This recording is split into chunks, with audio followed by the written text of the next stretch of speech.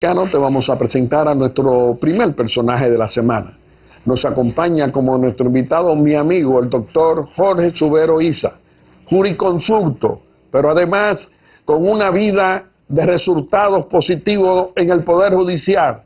14 años y medio presidente de nuestra Suprema Corte de Justicia, un defensor del fortalecimiento institucional en la República Dominicana. Jorge Subero, me siento contentísimo de tenerte aquí hoy en Aeromundo y nos gustaría iniciar esta conversación en estos tiempos de necesidad de fortalecimiento democrático, en tiempo en que tenemos un presidente constitucional como Luis Abinader que aporta al fortalecimiento del Poder Judicial y del Ministerio Público. ¿Qué podrías tú decir? Muchas gracias, don Guillermo. Realmente yo tengo un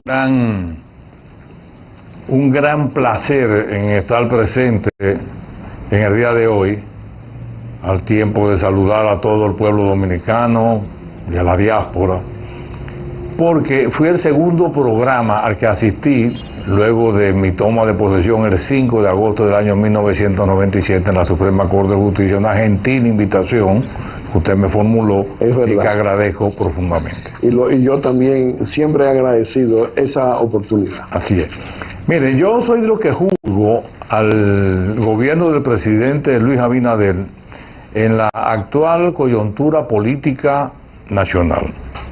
O sea, el mundo cambió, definitivamente cambió y cambió mucho más a partir del COVID, de la COVID-19, que coincidió con la toma de posesión del presidente Luis Abinader. La forma de gobernar de hoy en día tiene que ser necesariamente muy diferente, por ejemplo, a la que le correspondió al presidente Balaguer en el año 1966.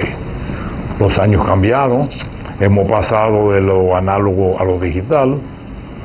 Ya hoy los medios de comunicación se han transformado considerablemente. A la alta tecnología. Este programa es un ejemplo de realmente de una tecnología de punta que no había aquel lejano agosto del año 1997 que yo asistí por primera vez y que he sido un asiduo visitante e invitado de este programa. Decía que el gobierno, la gestión del presidente Luis Abinader, hay que ver en la coyuntura actual. Asumió en medio de una crisis de salud, una pandemia desastrosa, pero se tuvo desde el gobierno la habilidad suficiente para manejarlo, y no solamente manejarlo, salir airoso y sobre todo las cosas salir triunfante de esa pandemia, de toda esa gestión. Posteriormente se han ido agregando desastres naturales que han escapado totalmente al control de su accionar del órgano gubernamental. Han sido fruto de la propia naturaleza. Sin embargo, el presidente ha manejado el asunto como un maestro. Por eso es que yo creo siempre en que hay que darle oportunidad a la gente. Por eso es que yo creo en la democracia, por eso es que yo creo en esa alternabilidad, por eso es que yo creo que no solamente uno entiende que lo está haciendo bien, sino que otros pudieran hacer. Pero eso no lo cree ahora. Lo ejerciste siendo por 14 años y medio como presidente de la Suprema Corte de Justicia, a donde no conculcaste derechos, respetaba la ley y la Constitución. O sea que esa posición tuya no es nueva. No, es la misma. Lo que pasa es que juzgarla ahora es diferente a juzgarla en el pasado. Yo sé lo que creo, que las personas, los gobernantes, principalmente el presidente de la República, que aquí muchas personas no comprenden, no entienden o quizás no sepan que el presidente de la República, al mismo tiempo que es presidente de la República, pero es jefe de Estado, jefe de gobierno y jefe de Estado y de gobierno. O sea que en el presidente de la República Dominicana se conjugan tres atribuciones totalmente diferentes que la Constitución les atribuye. Entonces, hoy en día la función del presidente de la República es muy diferente a la de antes. Un país en pleno desarrollo, en pleno progreso, un país donde la gente percibe que hay confianza para la inversión. El presidente ha sido sumamente respetuoso de los derechos de los demás. Y tanto es así que ha propiciado un clima de paz capaz de que los inversores nacionales y extranjeros se arriesguen a invertir en la República Dominicana. Lo que está ocurriendo. ¿Qué es lo que está ocurriendo? Por ejemplo, si a mí me preguntaran cómo usted valora la gestión del presidente Luis Abinader, mira, yo creo que ha sido un presidente sobre todas las cosas hábil y valiente. El presidente Luis Abinader ha sido un hombre valiente que aceptó un debate cuando todas las encuestas lo consideran como que ganaría en primera vuelta. Y no acepta un debate con cualquiera, acepta un debate con uno de los políticos más habilidosos que ha dado la República Dominicana, que es Leonel Fernández, independientemente de cómo uno lo juzgue de una manera o de otra, pero su habilidad, su capacidad, de su condición de estadista, nadie le puede discutir. Pero además de eso, la posición que el presidente ha adoptado frente a Haití. O sea, esas dos condiciones hacen del presidente de la República un hombre que merece todo el respeto, que merece toda la consideración de nosotros los dominicanos. Mi querido Jorge Subero Isa, cuando hablamos contigo, hablamos de la experiencia. Esa experiencia que es la suma de nuestros errores, como dirían nuestros maestros. Cuando tú haces reconocimiento a una gestión como la del presidente Luis Abinader, es porque tenemos hoy, decimos nosotros, el presidente honrado, trabajador, que no teníamos antes. ¿Qué tú dirías? Mire, el presidente, por eso digo que el presidente hay que reconocerle los méritos de su gestión gubernativa. Primero, el presidente no tiene absolutamente ninguna necesidad de ser un hombre corrupto ni de ser un hombre deshonesto. Porque por familia, por su formación, sobre todas las cosas, porque mucha gente dice, no, que es un empresario y no tiene necesidad. No, yo no creo en eso solamente. Hay un concepto familiar. El concepto familiar, en los valores familiares, fruto de su familia, de sus padres, de su formación académica, de su formación hogareña, sobre todas las cosas. O sea que el presidente de la República no tiene absolutamente ninguna necesidad por la cual cometa actos que no sean a los que se comprometió a respetar la Constitución de la República. Y quiero agregar algo que es muy importante, mi querido Guillermo, y es una señal de valentía, es cuando el presidente de la República decide desprenderse del brazo derecho del Poder Ejecutivo en la Administración de Justicia, que es la Procuraduría General de la República, y nombra a una persona que yo siempre he dicho que es una juez que le hemos prestado, que el Poder Judicial le ha prestado al Poder Ejecutivo, que es la Miriam Germán. Porque Miriam, yo en pleno ejercicio de mi profesión, mucho antes, años de ir a la Suprema Corte de Justicia, postulé mucho ante la primera Cámara Penal en esa época. Donde ella era presidida, Miriam Germán. Y en mérito, como su reconocimiento, la Suprema Corte de Justicia que yo presidí no solamente la confirmó, sino que la ascendió a la posición de Corte de Apelación. O sea que el presidente de la República, además de la buena fe, yo soy de los que creo que el presidente entiende que todas las actuaciones que ha hecho las ha realizado con buena fe y en beneficio del país. No estoy, como muchos a veces me han dicho, que estoy detrás de empleo. A mí no me interesa absolutamente nada, porque después de yo haber ocupado la posición posiblemente más importante después del presidente de la República que hubiera, eso es así, que la Suprema Corte de Justicia, que yo presidí, que le di el rango y el respeto que en aquella ocasión se requería. Y que venía de un ejercicio político de corrupción. Se elegían a los jueces, porque esa era la realidad. Hubo un cambio, y ese cambio durante 14 años y medio lo pudimos comprobar todos los dominicanos. Precisamente, mi querido doctor Jorge Subero Isa, 14 años y medio, casi 15 como presidente de la Suprema Corte. Lo vimos a usted en ese ejercicio sancionar a jueces corruptos y a funcionarios también. ¿Cómo lo explicaría? Mire, yo siempre decía, y lo dije en mi intervención en la madrugada del 3 de agosto del año 1997, que yo entendía que la corrupción de un juez se podía comprobar incluso por las sentencias que dictaba, que no había necesidad de que le mostraran a los organismos de investigación recibo de pagos de que se le pagó a un juez determinada suma, que bastaba una sentencia. Tomando ese predicamento, nosotros comenzamos con un proceso primero de despolitización. Por ejemplo, de un amigo mío de Ocoa, que era juez de paz, me entero que era candidato a diputado. Sí, así es. Y apareció en todos los afiches y fue de los primeros que nosotros sancionamos.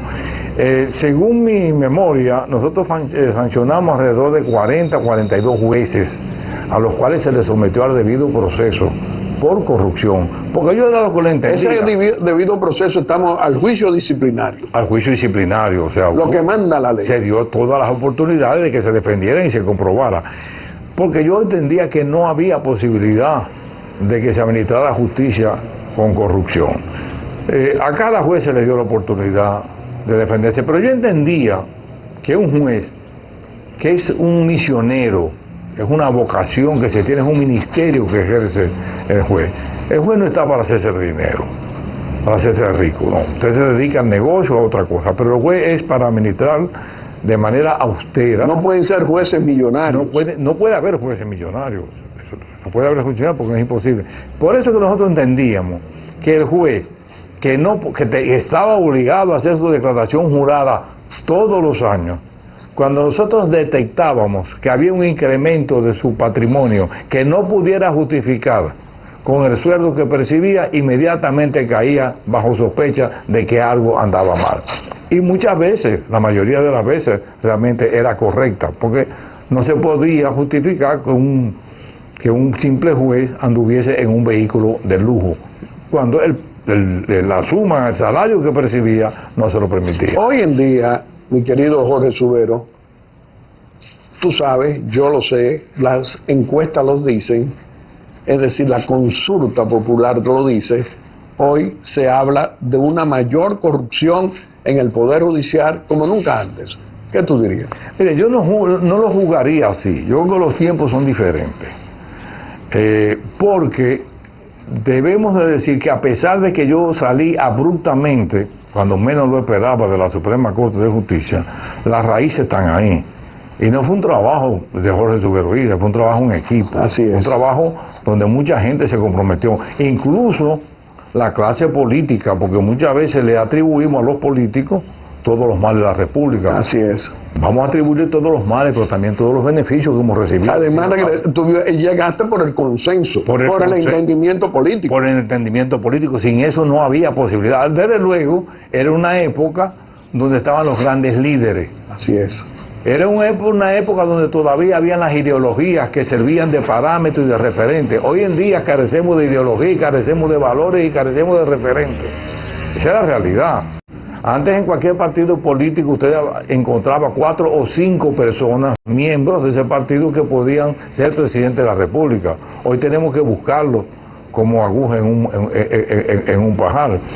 Entonces, esa época era muy diferente a la hora, porque se prestaba más antes por los compromisos políticos a la corrupción.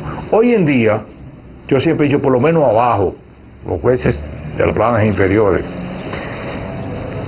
no pueden atribuirle a cuestiones políticas los posibles actos de corrupción que cometan. ¿Por qué?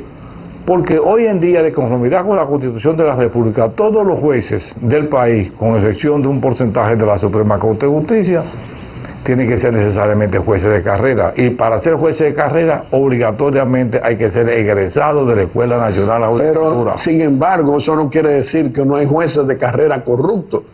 Dicen precisamente las consultas en las encuestas. Sí, por eso es que yo, durante mi gestión, con el apoyo, desde luego, de mis compañeros, nosotros fortalecimos mucho lo que era la auditoría judicial. Eso es vital, porque el que maneja recursos o el que es susceptible de manejar recursos necesita de una especie de auditor.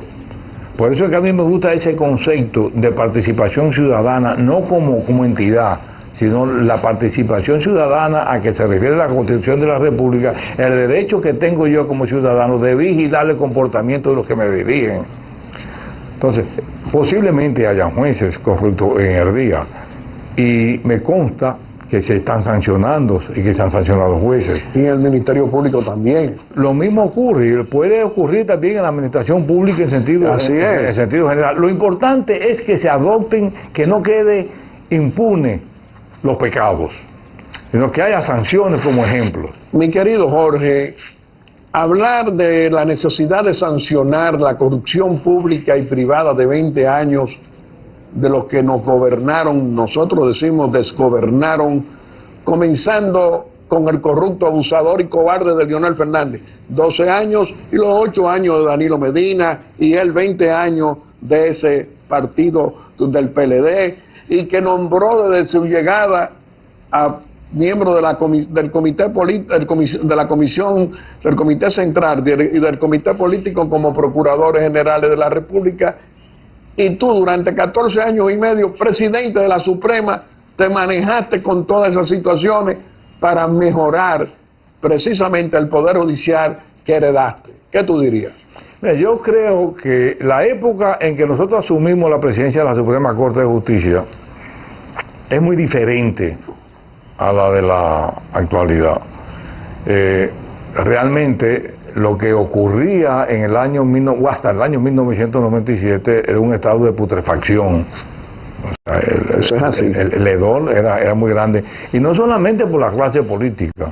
O sea, pero yo soy de los que creo en la clase política. Yo considero que la democracia es el mejor régimen de gobernanza.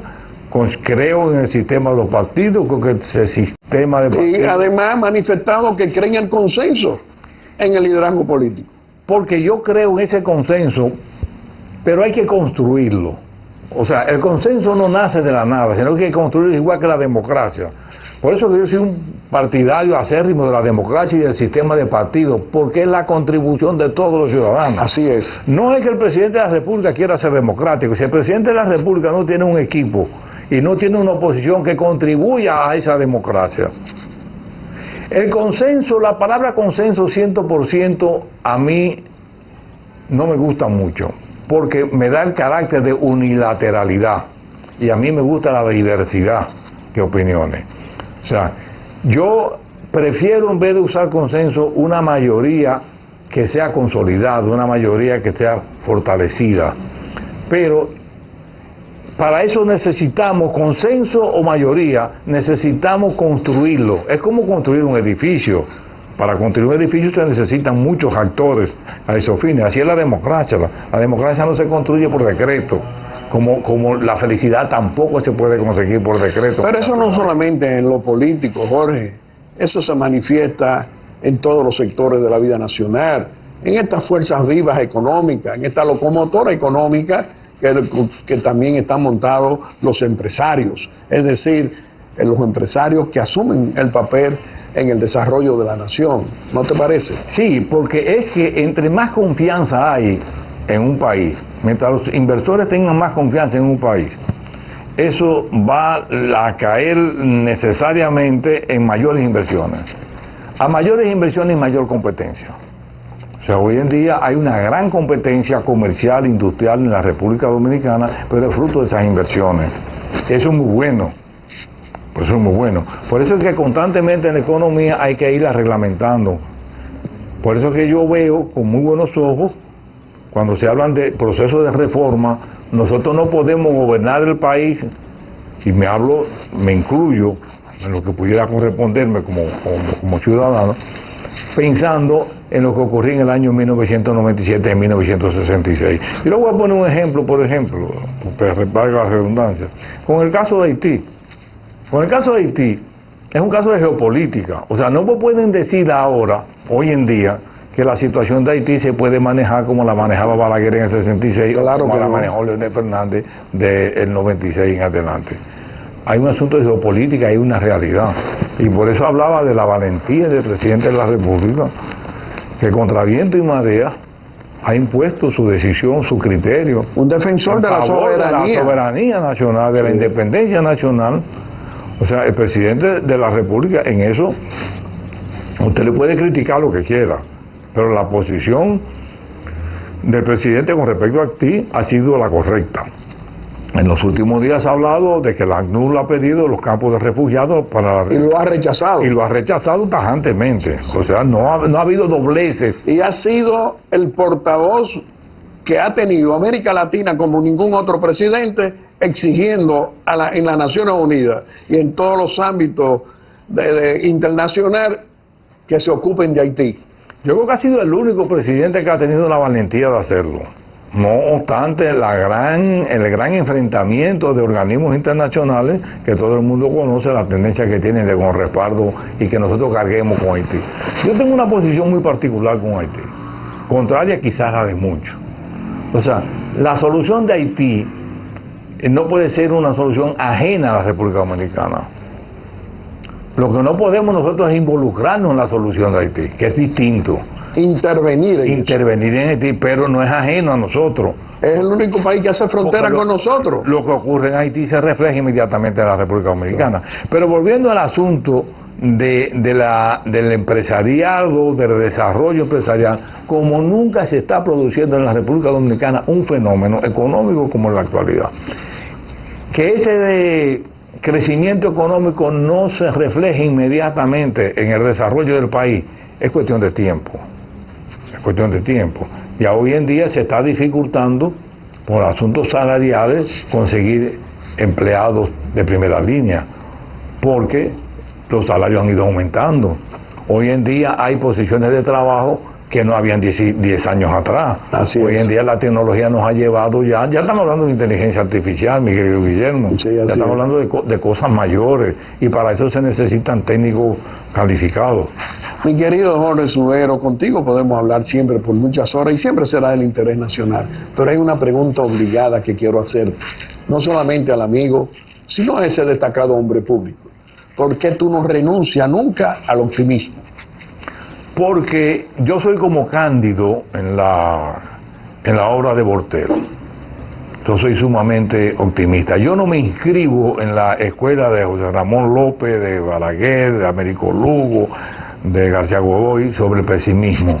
Yo no soy pesimista, yo siempre creo en ese optimismo, creo que tenemos una juventud pujante, no obstante los cambios de cultura que ha habido. A mí me preguntaron el día pasado que yo pensaba de este movimiento que había cultural con la música urbana y todas esas cosas. Yo decía, no, es que es cuestión de expresiones populares. Entonces, usted tiene que vivir con los tiempos. Si usted no se va adaptando a los tiempos, realmente se queda atrás. Por eso yo sigo siendo optimista. Cada vez que yo veo, por ejemplo, que mis alumnos, tanto de la UNFU como de la UNIBE, progresan, que van hacia adelante, que abren una oficina, que ocupan posiciones públicas como ahora, yo me siento feliz. ¿Por qué? Porque siempre recuerdo la palabra de Sarmiento. Las condiciones de un buen profesor dependen de las buenas condiciones del buen alumno. Entonces yo me siento muy satisfecho de eso. Por eso que el optimismo en mí no se va a abandonar nunca. Mi querido Jorge, nosotros contigo nos encanta conversar con un hombre público que contribuye al fortalecimiento democrático de la República Dominicana, pero vamos a darte la oportunidad que te pueda despedir de nuestro querido pueblo dominicano haciendo una exhortación aquí en Aeromundo. Mire, yo creo que la mayor exhortación que yo puedo hacer es que participemos todos en el proceso electoral de mayo. Observo que en esta campaña le falta pasión. No veo como el entusiasmo de la gente, y yo creo que la única manera, el único momento que tenemos los ciudadanos de respaldar o de castigar a los candidatos es en las elecciones. El proceso electoral, las elecciones, es el mejor mecanismo que tienen los ciudadanos de premiar o de sancionar a las autoridades que lo han hecho bien o que lo han hecho mal. Mi exhortación en un proceso electoral como este es que participemos activamente en las elecciones del próximo mayo. Mi querido Jorge Subero, no solamente te reiteramos nuestro afecto, nuestra amistad, sino que te reconocemos siempre los niveles de hombre público que ha ejercido en la vida pública dominicana.